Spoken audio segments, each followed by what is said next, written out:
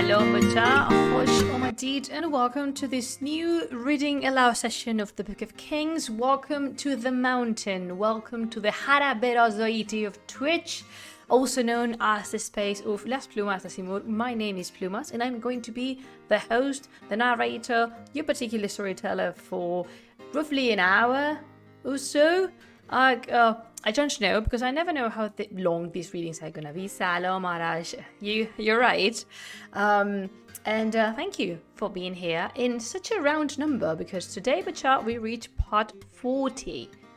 40 of the Shāh-nāmeh. This means we've dedicated fully 40 sessions, 40 afternoons of our life to this book. Never enough, of course, because there's still a very long way to go. But still, 40 is a beautiful number. It has a lot of significance within the Iranian folklore, and with the arrival of Nowruz just in 2 weeks, I think that is special. I mean, every reading of the Shāh-nāmeh is special for some reason or the other, at least to me. But I don't know, as I was waiting to click and start the live stream, I was wondering, and I was reflecting on how much time we've spent with this book and how many characters we've gotten to know, to adore, to loathe, to accompany through their lives, sometimes not really agreeing with their actions. Yet we've met so many creators and kings, princesses, queens, regents, and it's always a beautiful sentiment to me when I think, when I look back and see the long road we've tracked on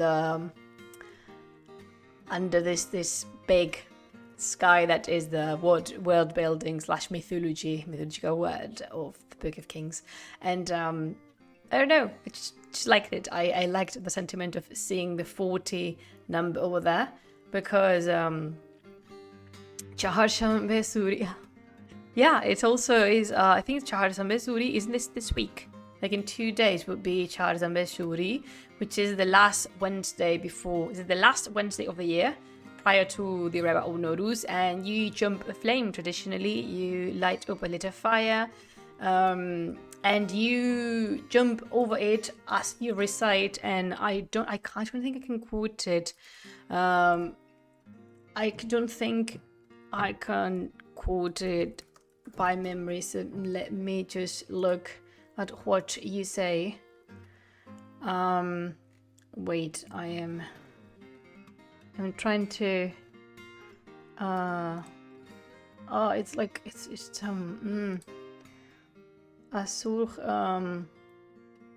سردی من از تو سرخی تو از من, which means my yellow color to you, your red color to me.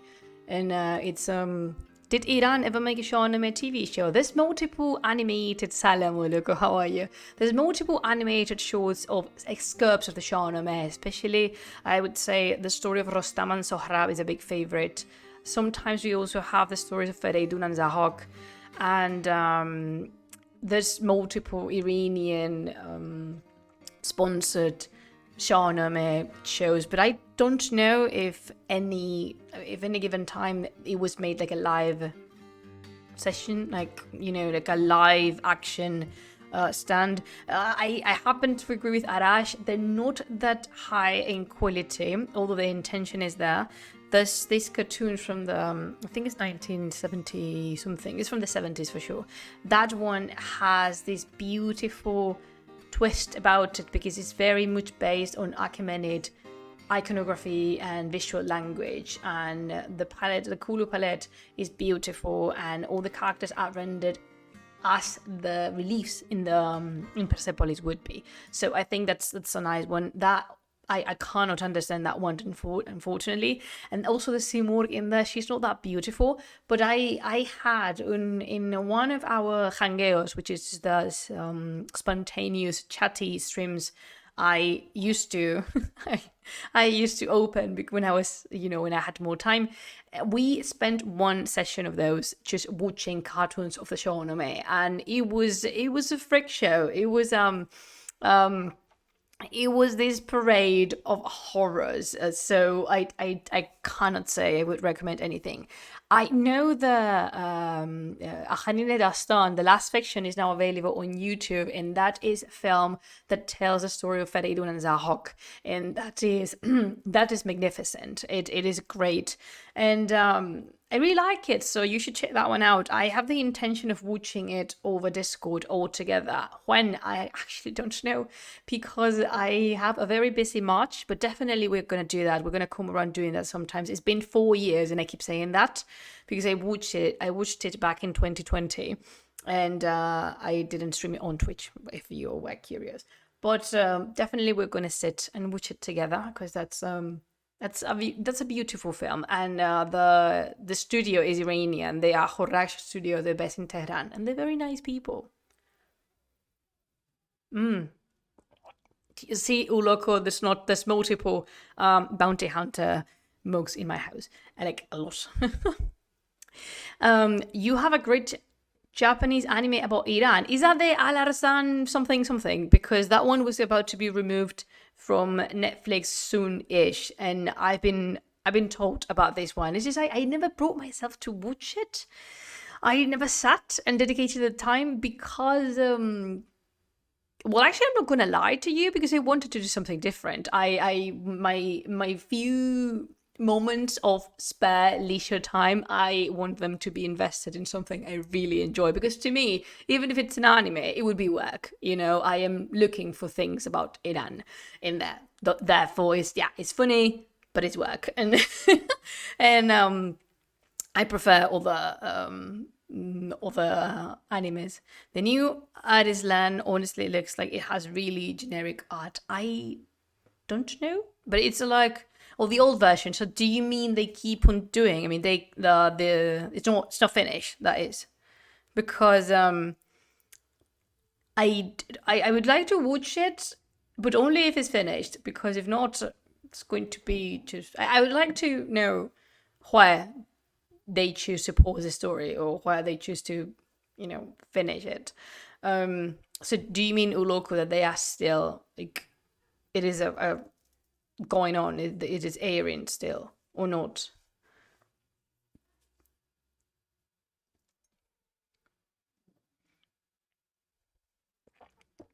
I mean, I can only encourage people to create products about the Shāh-nāmeh, because it's such a rich universe. And also, these might sound a little bit weird coming from me, but there is more to the Shāh-nāmeh than just Fereidun and Zahog and Rostam and Sohrab. And what I mean by this is that typically, when they choose to make a product, of course, they start with the most famous figure of them all, that being Rostam. But there's multiple stories to be told and multiple heroes. And to be completely fair, Rostam is only like the first third, the mythical era, which is, it is my favorite one, the mythical part. But still, there's so many stories after Rostam and after Rostam. So I think a good product of the Shāh-nāmeh would be a border. But yeah, I don't know.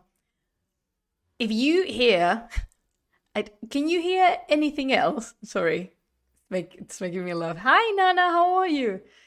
Can you hear something else that is not my voice? Meaning other sounds of other people that is not me?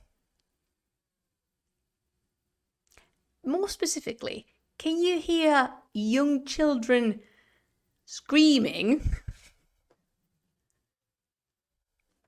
Because if you do, I apologize. I have very young and very expressive neighbors, and I can hear them perfectly. Apparently, you cannot. So I'm very happy about that, because it's a wee bit distracting, because as I am speaking to you right now, I can hear people yelling at each other. So if you see me either look up that way or try to contain my laugh, is because it's, again, slightly distracting. But I cannot knock on the wall. It's going to be good for nothing. But yeah, it's not me. It's not my house. It's not my family. It's not the jinn. Can you imagine? I could have pulled off this weird story about the jinn haunting my house and just freaking at the very, very base of my microphone, trying to grasp for a little bit of air and your attention, of course. But no, unfortunately, it's just me. Although we will have some divs. We will have some divs on Thursday because I am beyond excited to bring one of the topics that I like the most, which is the alternative, the spin-offs, the other Shāh-nāmehs. And we're going to talk about none other than Shāh-nāmeh on Thursday. So please come join me for that live stream because it's going to be so good and so entertaining and hopefully educational too. If you can take one lesson from anything that I'm saying, I am happy to oblige.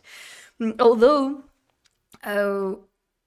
what? Oh, look, are you talking about the show? I thought you were talking about the voices. Like, it's a shame, although the quality seemed to be going downhill towards the end. Even though you could hear them.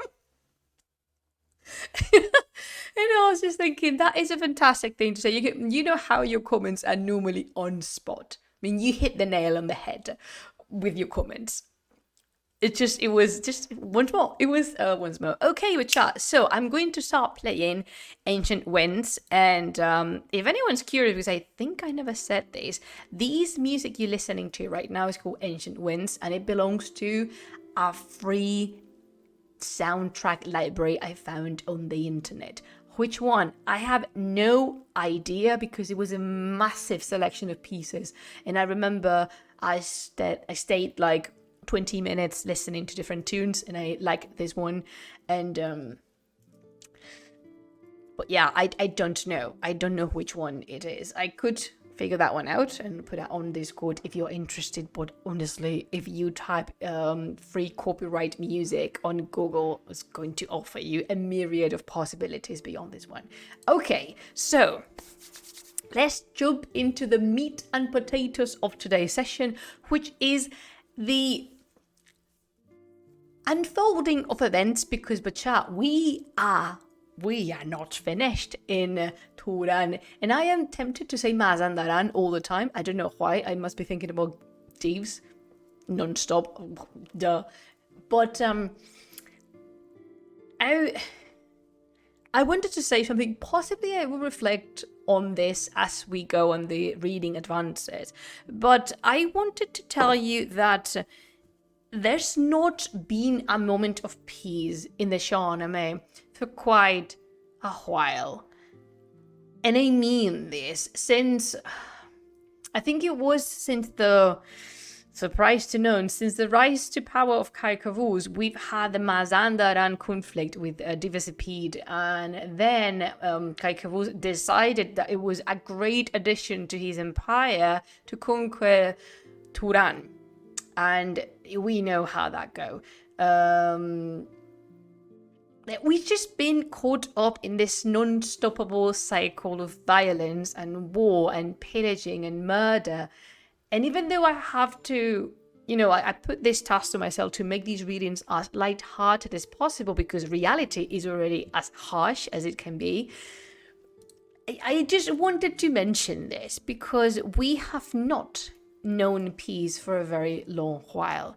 Just think about all the chapters and episodes we have behind us. We have Seabosh, and we have the march upon Turan, and we have Avraziav being himself, that is the psychopath that he is.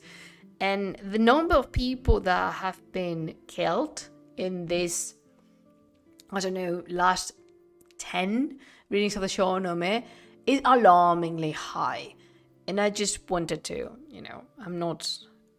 I don't consider myself to be a person of conflict. I wouldn't say that I'm a pacifist either, but it is this, it's not fun.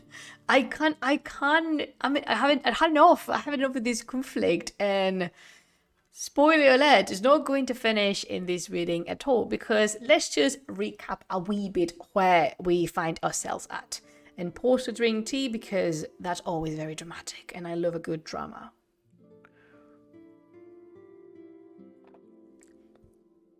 I'm really sorry that I have to start all the recaps with this, but I don't see another way of doing it. So, Siavash was brutally murdered by the people in Turan, and Rostam, blinded by hate and thirst for blood, marched upon Turan with his army and the armies of his very dear friends, and basically destroyed everything he could find on his way there. Also, he defeated the Turanian armies, he killed Surkha, the heir prince to the Turanian throne, and he also killed Pilsom, Pirang's younger brother. Because why not? I mean, you are the most powerful creature on the surface of Earth, aren't you, Rostam? Why would you stop at anything? And that pushed Afrasiab and his armies towards the Sea of Qin, and that being China. And in fact, I don't know if you remember this, but Piran, following the orders of Afrasiab, put Kai Khosrow and Farigiz, the child's mother, on a boat and pushed the ship to the sea. So now Kai Khosrow is floating somewhere, we don't know exactly where, but he was hidden in the sea, so none of the Iranian Pahlavan could find him. Because after all, we can't, I mean, no one remembers that Kai Khosrow is there. But he is. He is actually the reason, the ulterior motive that this war is ongoing is Kai Khosrow. The thing is, nobody remembers that. Nobody knows that yet. So, Rostam sat at the throne of Mazandaran again, not Mazandaran, Turan. I want so badly to talk about the Div and the Jinn that they keep on appearing on my head. Rostam, in a very dramatic twist of the plot, sat at the throne of Turan for 7 years and ruled upon the land, until one day his younger brother Zavare, also known as Zawara, he almost got lost in the Turanian territory, and he saw the private hunting ground of Siavash, these beautiful forests that reminded him of the real reason they were in Turan on the first place. And then he confronted his brother, Rostam, and asked him directly, are we here on a holiday or are we here to perform a vengeance? And then Rostam, he lost it. That is where shit hit the fan so badly, because Rostam started... I said he destroyed Turan, which he did. So only imagine how things escalated. So Rostam almost drowned the country, the whole kingdom of Turan, under a sea of thick carmine blood, because he could not stop. No one would dare to stop him. Eventually, he realized what he was doing because of his fear towards God and God's anger, being like, you are shedding so much innocent blood, you are severing so many innocent heads, that this is going to cost you in your future the most important life, the afterlife. This is going to have a weight on your soul.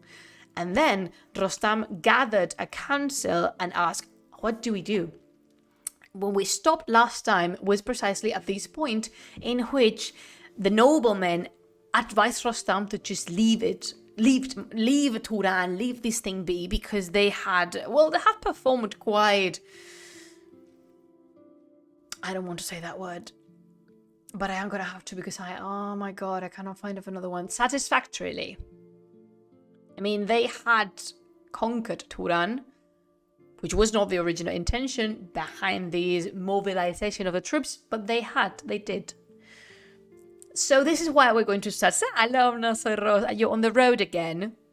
Good. This is cheers for you with the bounty hunter mug. Okay.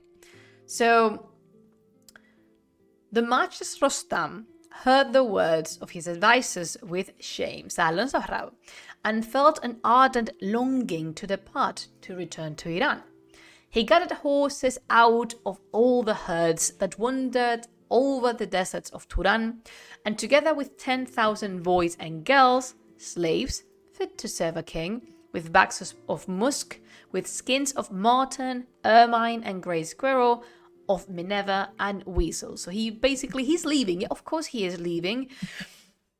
But he's also taking a good bounty with him, because everything is going to be served as a present for the King of Kings. That still, I know, I'm sorry, but that person is still Kaikavus.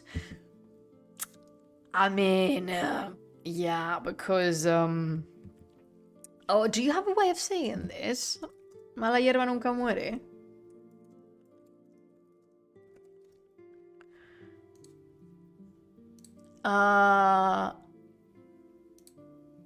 It would be like, I'm gonna look at what reference because I'm very curious. Like bad weed never dies, something like that. Or only the good die young. Yeah, that's what they say in Denmark. But yeah, Kaikavus is still around. Don't be mad at me. I'm not the writer. I would have killed him like 100 years ago. On the backs of the elephants were furs, perfumes, diners, gold, tapestries, and havings great and small. Stuffs for apparel, treasures, drachms, and swords, as well as other weapons, crowns, and thrones. You know how the Shāh-nāmeh likes to do this grocery shopping lists, as I like to call them, because listing things is just it's one of the things they do. And the reason behind this is actually threefold. First, because remember, once more, the Shāh-nāmeh was not created to be read, rather to be listened to. And when you have this kind of repetition over verses, it helps a lot to the professional reciters that have to memorize the text and then perform it in front of an audience. And the audience is the second motive behind this.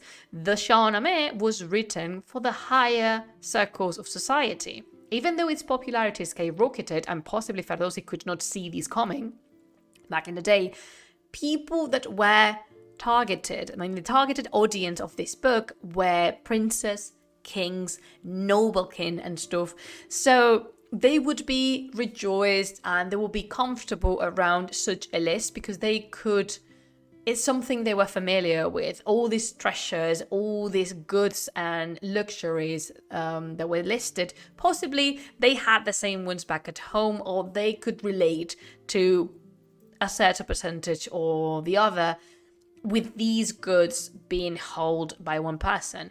And the third reason is that if the Shāh-nāmeh reached the lower circles of society, this boasting of fortune, these showing off of goods would sound so fantastical to the humbler audiences that also would be captivating. I remember when I was very little and I read the stories by the Green brothers, when they describe the big castles and all the luxury and goods containing in them.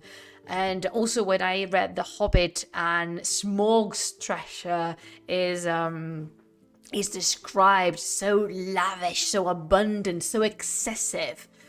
These kind of descriptions convey the imagination and put the brain on a space of pure fantasy, because after all, the Shāh-nāmeh is what it is, a piece of fiction. So this is why you would see listed goods like horses, slaves, gold, clothing, and I don't know. I think it's a very nice thing. And it also serves me to explain to you how poetry is written and why Ferdowsi chose to do what he chose to do. Okay, they packed the loads, set forward to Iran, and going from Turan towards Zabul, they drew near to the glorious Zal. So Rostam stayed with his father, who went back home, while Tuz, Gudard, and Giv and all the Pahlavan, all the chiefs, went back to the King of Kings in the capital, in Pars. When news reached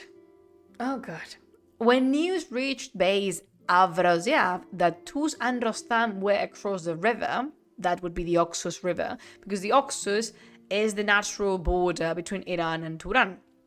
And they left. So now Afrasiab has just been informed that his land has been abandoned. I was going to say freed, but not freed, abandoned. Yeah, neglected, you could say.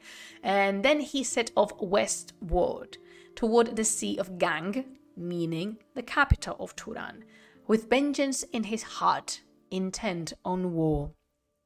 He found the country all turned upside down, the nobles slaughtered and the folk enslaved. No horses, treasures, crowns or thrones were there. There was no verdant leafage on the trees. The world had been consumed with fire, and all the palaces had been overthrown and burned. The king wept tears of blood, and thus harangued the captains of the host. A man, he said, must lose his reason to forget these outrages. Okay, allow me to digress in here. I am never, ever going to side with Afrasiab. Not in a million bloody years. I hate him, and I really believe he had all of these coming. I said this last time. I did say that last time. It doesn't matter. I stand by it. I hate the character of Afrasiab, and I think this is just karma. He's paying for all the terrible things he's done while alive in this world. However, I can't understand the feeling of coming back to your home and seeing it absolutely devastated, broken, bleeding, scorched by the fire of your enemies, and of course just wanted revenge. Because you might think, Plumas, aren't we a little bit caught up in this cycle of vengeance? Yes, exactly. I think did we talk about this last time? I don't want to repeat myself, but I think I talked about this, didn't I? In the last reading of the Shāh-nāmeh, I was reflecting on... I am abusing that term today. I am really abusing the expression reflecting on, am I not? English, that language I would never be able to speak properly. Anyway, this vengeance is unstoppable. And spoiler alert, Afrasiab is not going to be the one that turns the other cheek. He's not going to be the one who finishes it. He wants his people avenged. He wants his throne restored. And he wants the blood of all the Iranians walking on the surface of Earth spilled. Because remember, not even the crops were safe. Not even the harvest was safe. Like the Iranians burnt all the fields and crops. Therefore, Afrasiab harangued his men, and I'm going to read the discourse all together. He said, a man must lose his reason to forget these outrages. Fill all your heart with vengeance. Make your shields your beds, your helmets pillows. Let us fight until heaven itself shall fall in our revenge. For the country's sake, for the treasure, for the child and kin, we will tread down the cities of Iran in striving after vengeance. 'Tis not well to be thus downcast, just because the wind was in their favor in a single fight. It was not a single fight. You should suffer some kind of short-term memory loss because it was not a bloody one-time thing. From all sides we will depart, and we gather arms and troops and make a new departure. So this is exactly what he does. He assembled without delay an army equipped for war and led his warriors and lion men against Iran. His plan was to attack from every side. And no respite was afforded. He burned up all the settlements, all the trees, and brought the Iranians to a parlous case. For 7 years, there was a rainless sky, and the favor changed. Conditions were reversed, and all were beguiled by distress and travail. So yes, you heard me properly. It's been 7 years of the Turanians performing a massacre over Iran. So much so that they are they are forced to use to parliament with the Turanians because they're being so cruel. I'm sorry if I was distracted. Someone typed in our Discord server. I think it was Nosotros. So this is one of these moments in which you would ask yourself, what? 7 years and no one lifted a finger? Where is Rostam? Where's Kaikavuz? Where's Zal? I know. Well, stick with me. Stick with me with this one because there is an explanation. I am not promising it would be satisfactory, yet there is an explanation. Okay. During this time, where was Rostam, you might think? Much time, the poem continues, elapsed with matters in this day, while at Zavol the mighty Rustam laid, and the Turanian swordman in the world held sway. Why would Rustam allow such a calamity to fall upon Iran? Where are, you may ask yourselves, Tus, Giv, Gudars, all the mighty warriors of Iran? Are they just letting the Turanians pass and burn everything? No, this is a poetical structure. This is not a figure of speech, but this is one of the parts of the Shāh-nāmeh where I must remind you that the importance does not lie on the performance of the actions, rather in the symbolic meaning of what's happening. And I don't know if that made any sense, so allow me to explain myself as I sit comfortably in my chair. So the Shāh-nāmeh is preparing ourselves for the next narrative arc, and that is going to be Kai Khosrow. So the Shāh-nāmeh really needs the listener to hit rock bottom with the Iranians, because at this very instant, the destiny is going to change once more. Because destiny again actually, fate is going to favor the Iranians yet again. However, in order for this new narrative to make such an impact as Ferdowsi is intending, everything needs to be in shambles. Everything needs to be terrible in the worst possible manner. I know that's cruel, but it's just fiction, and it's what the poem wants you to feel. The poem wants you to relate to the suffering of the Iranians and think of the desperation of a land that's been 7 years without a drop of rain and just subjected to this oppression of this war, this terrible madness that is the conflict with Turan. Because once you are there, once you're stepping into the mindset of an Iranian in this poem, and you are thinking, again, desperate, that is the word I would say, desperation. When you are desperate thinking, where is Rostam? Where is Zal? Why is nobody doing anything? In this moment, precisely, is when Ferdowsi takes a step back and asks you an indirect question. The question being, do you remember that there is still a king of kings fitted for the throne? Do you perhaps, listener, Shah, do you remember that there was a kid that was rightfully to be seated in the throne of the King of Kings? And this is where we have Kai Khosrow. Because probably, you may have forgotten about him, which is good. That is exactly what Ferdowsi wanted you to do with all these narrative of the war and Rostam marching upon Rostam marching upon Turan in this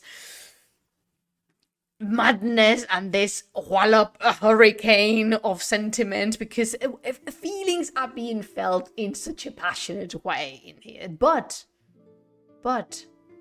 there is a candidate to the throne of the King of Kings. And this one, Shah, this one is so special. Why is that?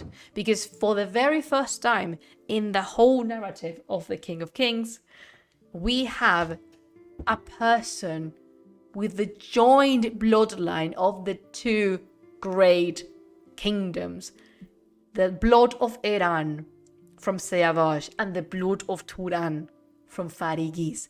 And that is so relevant, such a breaking point in the narrative. Up to here, we did not have this. We are about to change dynasties if we can retrieve Kai Khosrow, that is. But you already know we can, because Kai Khosrow is such a character. Oh, I can't wait to start his cycle because you're gonna love him.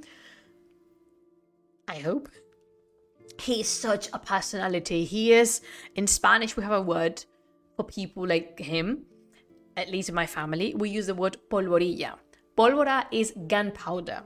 And polvorilla would be like the diminutive version of that word, little gunpowder. And that means someone is so fidgety, nervous, active. And Kai Khosrow, he is definitely not Siavash. Thankfully, he's not Kai Kavuz. But I'm very excited for you to meet him. And Kai Khosrow is there. Allow me to unfold another plot twist for you and your ears. Nobody knows that Kai Khosrow exists. Outside of Turan, that is. Piran knows that he exists. His mother, of course, knows that he exists. Afrasiab knows definitely that he exists. That is the reason why he sent him on a ship over su madre knows where. And, but the Iranians ignore the existence of an heir. They think the lineage of Siavash and Kai Kavuz was finished with the death of the prince. But they couldn't be more mistaken. So what I'm about to read to you, Richard, is, again, such a pivotal moment for the narrative of the Shāh-nāmeh. And thus, Ferdowsi created this very steep valley of emotion for you to hit the bottom and lay down there in misery, asking yourself, is there no way out? Are things not going to get better? And then something happens. I'm so excited. My God, I love this book. Okay, so do you remember Gudars? Gudars of the house with the pendant of the howling wolf. Gudars, one of the greatest heroes of Iran, a very close friend of Zalan Rostam, defender of the kingdom, and the very first person to say that, well, actually, I don't know if it was Giv. So there's Gudars and then Giv, who is Gudars' son. And I don't know I believe it was Giv, but either Giv or Gudars were the first people to manifest publicly and completely unashamed how Kai Kavuz was driving them absolutely nuts. These are the very first people to lose their faith in Kai Kavuz, and to be completely honest, I can't blame them because been there, brother. I was there way before you. I was waiting there for you, in fact. But I really like these two characters. Gudars and Giv are such gems. They are genuine and they're quality material. They're not pan de dioses. They're not panes de Dios. No, they're not bread from God, because you have to be Siavash to be a pan de Dios. But, you know, they're not bad. They're actually not bad at all. So Gudars, one night, dreamed that a watery cloud rose over Iran, and on it sat none other than Surush, also known as Zraosha from Avestan mythology. It is time to talk about Zoroastrianism. Zraosha is Ayazata, an ancient Iranian deity that represents obedience. And he appears here under the name of Surush. How important, I'm going to really touch upon this topic quickly, I promise. I will not linger on here. How important must the figure of Zraosha had been back in the day for Islam to, in this, what's the word I'm looking for? Syncretism, religious syncretism. So Islam, when it's established as the official religion, performs sometimes consciously, sometimes unconsciously, these activities, this phenomenon of religious syncretism, when a lot of folklore is absorbed and installed upon the Islamic thought of Iran. And in this case, we have Soroush. Soroush is an angel in the Islamic thought, and in here, in the Shāh-nāmeh, he presents himself as an angel most of the times.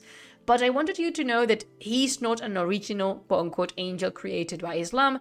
Quite the opposite. He is Ayazata. He is the evolution of an Iranian deity. And the reason he's here, probably, is because he was so popular back in the day. I like Raosha a lot. And one day I might talk about his particularities because his task is so important. So yeah, here we have it. The first Yazata to appear in the Shāh-nāmeh. I don't know if he's the only one. I think not. But Surush appeared to Gudars in a dream and thus addressed him. Give to me your ears as you would be released from this distress, from this injurious Turanian dragon fears. There is a youthful prince now in Turan. His name is Kai Khosrow. He is a prince, the offspring of the loins of Siavosh, a man of worship and of noble race, illustrious of the stock of Kaikowad, and sprung from Tur upon the mother's side. When as his glorious feet shall reach Iran, heaven will accord to him his full desire. Then will he gird him to avenge his father, will overturn the sovereignty of Tur, will make the waters of the Red Sea boil, pause not in vengeance on Afrasiab, but live in his couriers the whole year through, and pass his days and nights upon the saddle. Among the chiefs and warriors of Iran, none will discover him, excepting Give, your son. On Give, such is the outcome destined by the sky. On Give, the judge, meaning God in this case, has rightly lavished love. Wow, like T-pause in this very moment. So basically, nobody knew of the existence of Kai Khosrow until this very instant. So imagine the hefty news on Gudars's head. There's hope, finally. There is hope for the Iranian people because Kaikavuz is old and useless at this point. He can't do, as has been proven multiple times, anything for his kingdom. But there is someone else. There is a candidate, a rightful candidate to the throne of the King of Kings, because the fire shines upon Kai Khosrow quite strongly, I might add. And I love this part because I'm going to try to refer to him as Surush because that is how he is evolved in the Shāh-nāmeh. Yet I like Raosha much better. But he is Surush in here. So Surush is bestowing the information upon Gudars and also indicating that it would be his son, the one that would be able to find it, because none other person would be capable of such a task. Gudars awoke, and with his hoary beard upon the ground, he gave thanks to God. His heart was hopeful of a king to rule the world, and possibly I can hear him saying, "Thank you, finally, you've put us through a lot." Because it's been a while. Before now, says Noferos, he was only useless and not old, definitely. And yes, Pichu emphasizes how Kaikavuz has always been useless. Yes, we don't like Kaikavuz in this mountain. I'm really sorry if you, listener, are a fan of Kaikavuz. Definitely not us. And I believe we have very good reasons for that. If not, you can listen to all the previous episodes. Trust me, you're not going to love him. You're definitely not going to love him. So now, when the sun appeared above the dales, ascending as if it were a shining lamp, the Pahlavan Gudar sat upon his ivory throne and furnished forth the hall with seats of teak. Fulfilled with anxious thought, he summoned Give and told him of the dream in many words, thus saying, glorious are your feet and days, and glorious is the world illuminating, is your world illumined star. Since your blessed mother bare the earth. Sorry, it's in Old English, and I'm trying to translate it. And also, I am a bit distracted because thank you, Pichu and also Ross, for all the previous episodes. Okay. I want you to think about any paternal figure of the Shāh-nāmeh, any father that you know of on the Shāh-nāmeh. Terrible, right? Awful parenting in the Shāh-nāmeh performed so far. However, we have also Gudars. And listen to this beautiful sentence, if I am able to read it, that is. Gudar says to his son, glorious are your feet and your days, and glorious is your world illumining star. Since your blessed mother bore you, the earth has been fulfilled with blessings. How beautiful is that? Since your mother bore you, the earth has been fulfilled with blessings. Glorious your feet, glorious your days, and glorious the world illuminating star that hangs above you. I really like it now we have good dads in the Shāh-nāmeh, because they're not abundant, let me tell you. On the one side of the spectrum, we would have Sam or Kai Kavuz, and then we have Gudars, who considers the earth to be blessed since the mother of Give announced him that she was pregnant, sorry. I think that's gorgeous. I don't know if you have kids, but this is something beautiful to say to them if you find the moment. And Gudars continues, blessed Soroush appeared last night to me in sleep by God's command. He sat upon a cloud mid wind and rain and purged the world of woe. He looked at me and said, why all this grief? Why is the world thus filled with warfare and thus parched with drought? Because Kavuz has neither far nor might, and heedeth not the precedent of the King of Kings.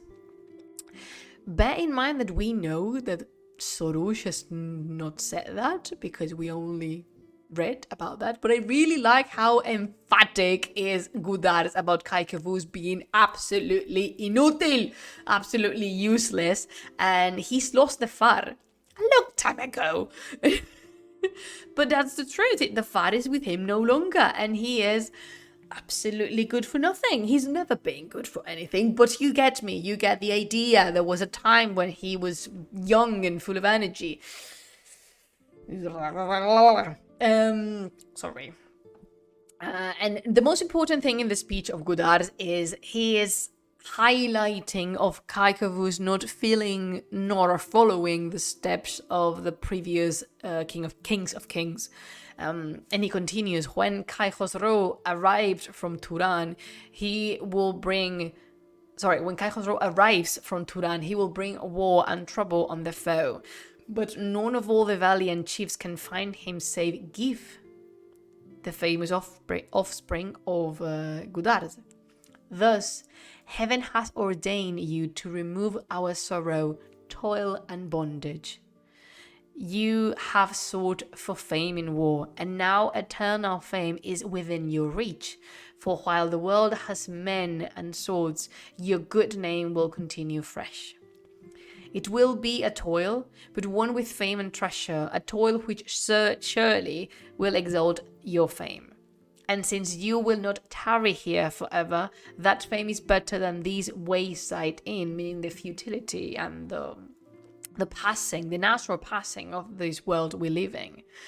And for you will bring a monarch to the world, and because of you, the tree of fealty will be fruiting again. And of course, you can think of Give at this moment. I have no idea how old Give is, because you know the Shāh-nāmeh and ages and time. It's just relative. So I would say that Give would be either in his late 20s or his early 30s, something like that. And of course, the news fell to him as a pretty big surprise, because being the humble creature that he is, this possibly was the last thing he was expecting, being in charge with such a mission, as in go to Turan, look for the rightful king of kings and return him to his rightful place, which is the throne of Iran, and while doing so, save all your kingdom, family, dear people from the... Oh, what's the word I'm looking for? The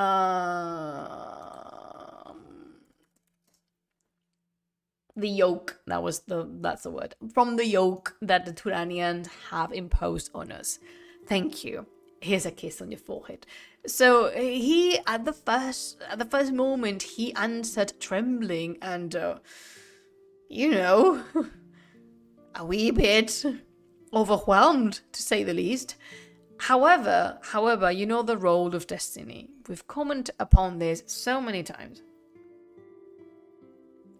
What Surush was delivering were instructions, not suggestions. So the moment Godard is learning about the destiny saved for Give, and at the same time, while Give is listening and absorbing all these words from his father, they knew at the moment that these news were exactly that, specific and precise instructions to be followed down by the, how do you say this in English? I'm very, very off with English today, am I not? Literally, to be followed al pie de la letra. I'm going to look for that one. To the T. Yeah. The instructions are to be followed to the T. And they know they can't refuse because in this world, and we've commented upon this many other times, the will of God and the fate determined by heavens goes first. And that's the reason why Godard brings up in his speech these passing of the existence and how short our stay is in this natural world, because we are to follow to the next life. And once we're here, we are to perform as we are instructed, because that's the reason why God gave us the information He gave us, and God put us in the place that we are in this moment for a particular reason. So Give answered, Father, I am but a slave. For your sake, I will labor while I live. If this may be, I will accomplish it by your great name, I swear it, O my guide. He went home and prepared for setting forth, lost in amazement at his father's dream. Give was married, and his spouse was of exalted rank. In here, again, we learn something that is very important, that the well-loved daughter of Rostam, Banu Gashasp, is married to Give. Don't think of this as convenience. It's not convenience, it's epic poetry. And epic poetry will only give you the information the moment you precise to know it. Why is this? Because given how long the poem is, if the Shāh-nāmeh would have put this info out in the world before, you could have forgotten. Because Banu Gashasp does not perform any role in the conflict with Turan, for example. So this is very much anime storytelling resource, as in, oh, by the way, this is important for you now. Now is the time you should learn that this character has this backstory, that this character is related to this other important character, so you understand the relevance of Give. Why is this? Because Give needs to be introduced to the public as someone relevant. He is relevant. He's been around. You've seen him perform certain deeds and live adventures with Rostam and being brave and being a good, excellent warrior. Actually, not good, excellent. But now the Shāh-nāmeh needs to take a step further and connect the hero they are selecting to carry on the following narrative with the very important lineage of the story, which is Rostam. You would think Kaikavus. No, not Kaikavus. No one wants to be related to Kaikavus. I'm really sorry, Kai Khosrow. I'm really, really sorry. But yeah, this is the way the poem has of exalting the character, of giving him a wee bit more relevance than he already has. So Banu Gashasp is the daughter of Rostam and also Giv's wife. News reached her that Giv's steed was being prepared for this expedition, and she went to him and said, "O aspiring chief, I hear that you are going to Turan to seek both far and near for Kai Khosrow. So, if you will give me leave, I will betake me joyfully to Rostam, because I long to look upon his face, and through not seeing him, my soul is sad. Farewell to you, O leader of the fighters. May you forever be our hero's stay." I think this is quite human of Banu Gashasp, which is asking for permission to go see his father. And hopefully, Banu Gashasp is not just visiting Rostam, but he is undertaking a much harder task, which is slapping his father out of the comfort zone and the little nest of pity he apparently has constructed for himself. Because, Rostam is not doing much lately. He's not, I don't want to be judgy, because I'm very much aware of the fame that I have. I will talk about this in the stream following, but I don't hate heroes in general. As you can see, I really like Giv and Gudard, and those are considered pahlavan, therefore they are heroes. I don't like Rostam, but I make an effort, a true effort, to be fair to him. In this moment, I cannot, because he's just committed bloody murders. And he had the chance to be redeemed, Do you remember that? He had the chance not to murder Surja. You saw it with me. I read it to you. He saw it in his eyes, in his mind. He considered. He was absolutely blinded to reason at all. So he did that. Oh, but Shah, and it was terrible. It was very bad. It's not only that. It's just I don't want you to forgive the heroes just because they are the protagonists of the story. The Shāh-nāmeh does not want you to forgive them either. It's just they tell you things, unfortunately, as they are.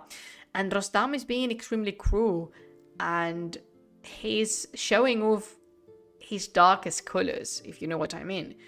The Sith side of the hero of heroes. And I don't want you to forget that. Unfortunately, I have to continue to walk with him this path. And I really tried to be fair and just to him. And in this moment, he's just lingering in his misery, I think. I like that Uloko. Uloko says, as they say in Chinese literature, he is a peerless warrior, but also a slave to his passions. Absolutely, definitely, that is a good way to put it. I like it. Well, to finish with the tale, Giv gives his permission to Banu Gashasp to go visit his father, and then towards Sistan with speed the lady went, because in the land of Sistan is where Zabolistan is, and there she will find Rostam and also Zol, her grandpa.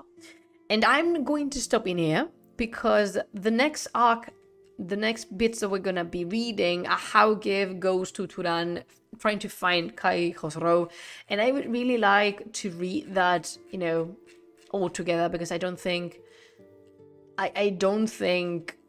there's a reason for splitting that part. It's a nice part. I like it, and I'm really excited to read it to you, although that would have to wait a wee bit. So I think that's everything I have for you today. But Shāh, thank you so much for staying with me, and thank you for choosing the mountain and the reading of the Shāh-nāmeh as a way of spending your afternoon, morning, evening, night, whatever that is at the moment you're listening to us. Thank you so much. And remember that this Thursday we have a retelling of another beautiful story. Well, not a retelling, it's a spin-off. Yeah, I like the spin-off take on it. Oh, that was so high. Thank you so much to my patrons that allow me to be here continuously. And if you wish to keep up with the project, you can join our Discord server, and also you can join our Telegram channel where you would be notified when I go live, and also about all the things and in general and anything I would esteem important to share with you. I'm not going to be around for the next following weeks because I have to travel due to work, and I'm going to be quite away, like away from home. But I hope to come back in April. If you are one of my patrons, please pay attention to what's coming, because it's your time to vote for April's content quite soon. And that's it pretty much. Thank you for joining me again, and I hope you had a lovely time. Not really a lovely time, because I know how dry and dragging this part of the Shāh-nāmeh is being, but things are going to change, I promise. As the minute Kai Khosrow steps into the what's the word I'm looking for, into the stage, like makes his appearance to stay, things are going to change. I promise. That is a Plumas promise. And where in the world is Plumas San Diego next week? You know where I'm going to be. I might tell you when to come back. Who knows? Perhaps. And it's just a work trip, although it's very, very far away from where I live. But yeah, Shāh, thank you so much for joining me. It's always of my greatest pleasure sharing these little moments with you. Just remember to never stop creating, exploring, and having lots of fun. And until the next time, I'm not going to Turan, that I can tell you. And until the next time I see you, I bid you Khodafis.